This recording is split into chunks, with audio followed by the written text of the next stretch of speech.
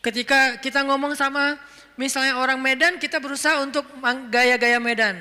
Kita ngomong dengan orang Padang, kita gaya-gaya Padang. Dengan orang Betawi, gaya Betawi. Kemarin saya ceramah di Malaysia, berusaha untuk Melayu. Yang keluar Ipin Upin. Betul gitu. Pada ketawa mereka, ini Ustadz apa sih gitu.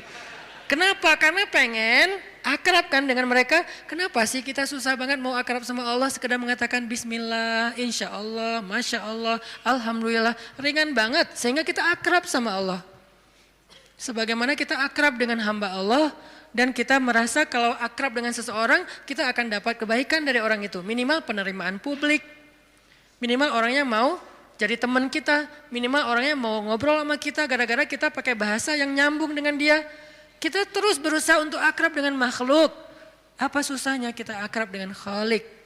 Padahal Allah gak membuat syarat yang rumit agar kita akrab dengan dia. Enggak. Akrab dengan cewek itu susah. Gak modal. Berapa kali traktir belum akrab juga. Hujan-hujanan kayak film India. Ya gak akrab juga. Udah jadi first likers sekian tahun gak akrab juga. Gak di fallback. Itu susah, mau akrab dengan manusia itu susah. Tapi Allah yang jauh lebih berharga daripada apapun, memudahkan kita akrab dengan dia. Ketika kita bilang bismillah, Allah langsung ingat kita. Allah gak bilang, lu siapa? Enggak.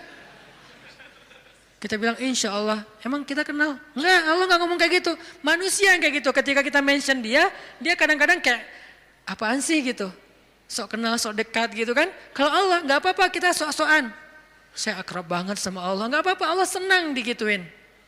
Artinya udah dimudahin banget sama Allah. Apalagi sih yang bikin kita gak mau berzikir. Udah banyak banget janji-janji Allah yang hebat tentang zikir. Apalagi yang membuat kita terhalang dari zikrullah. Ini poin kedua, bahwa ternyata keutamaan zikir itu luar biasa, termasuk fazkuruni azkurkum. Poin ketiga.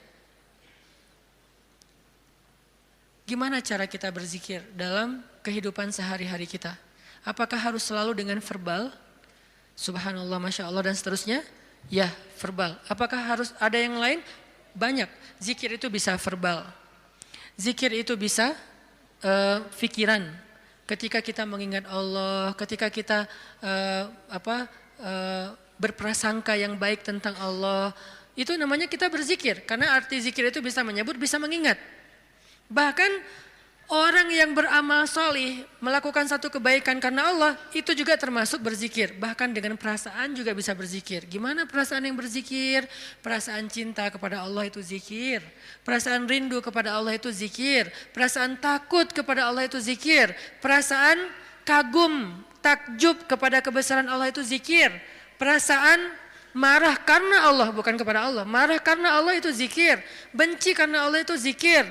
Malu itu zikir.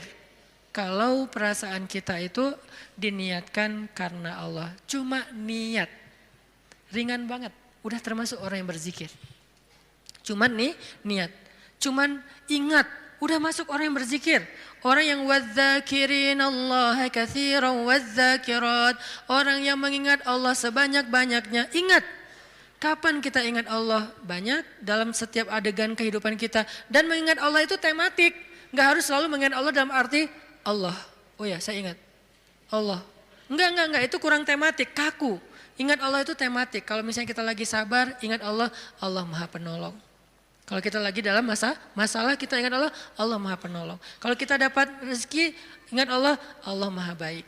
Kalau kita lagi sendiri, ingat Allah, Allah Maha Menemani. Kalau kita mentok dengan ujian kita ingat Allah, Allah Maha Memberi jalan keluar.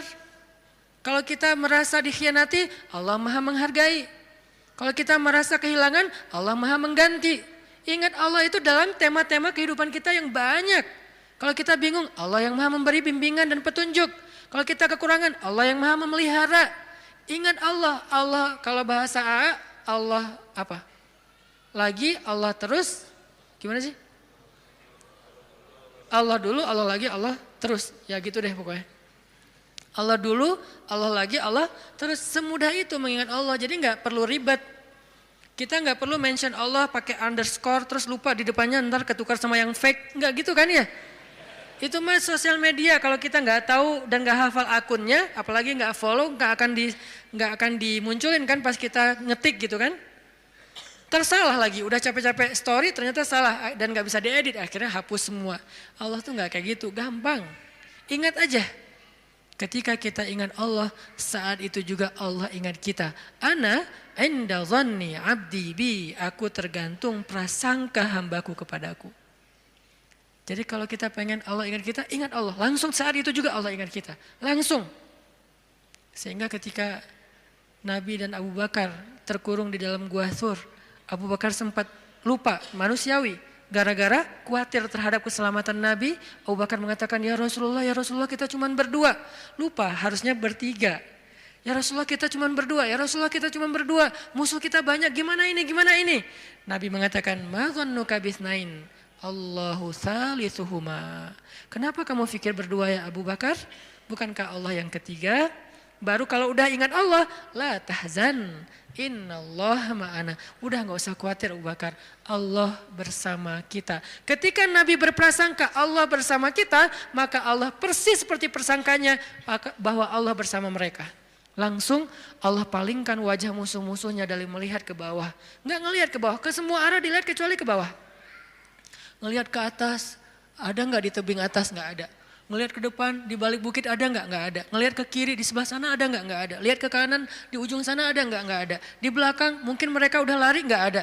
Semua arah dilihat, tapi ke bawah nggak. Kenapa? Allah yang mengarahkan pandangan mereka. Kenapa Allah arahkan pandangan mereka? Karena Allah terlibat dalam urusan itu. Kenapa Allah terlibat? Karena hambanya berprasangka Allah bersama kita. Ada riwayat mengatakan muncul laba-laba bikin sarang. Ada riwayat mengatakan muncul merpati bikin sarang di situ. Tetapi riwayat yang paling kuat, walaupun kita respect dengan semua pendapat ulama, tapi yang paling kuat di antara semua pendapat itu, memang Allah palingkan wajah mereka untuk tidak melihat ke bawah. Padahal kalau mereka ngelihat gini aja, nggak usah ngintip jauh-jauh. Cuman gini doang, udah kelihatan tuh di bawah. Karena guanya bukan gua, lubang kecil. 2 orang duduk di situ, sempit. Kalau mereka ngelihat ke bawah kayak gini, gua tahu nih, ini kaki siapa nih? Ketahuan, kelihatan. Kenapa sih nggak ngelihat ke bawah? Padahal ngelihat ke bawah itu sesuatu yang paling mudah dan kita sering banget ngelihat ke bawah. Tapi di waktu itu benar-benar nggak kelihatan ke bawah. Semua ngelihat muter sampai mereka munyer, sampai mereka pusing, tapi ke bawah enggak. Luar biasa ya. Berarti Allah bersama Nabi dan Abu Bakar. Kenapa? Karena Nabi mengatakan Allah bersama kita.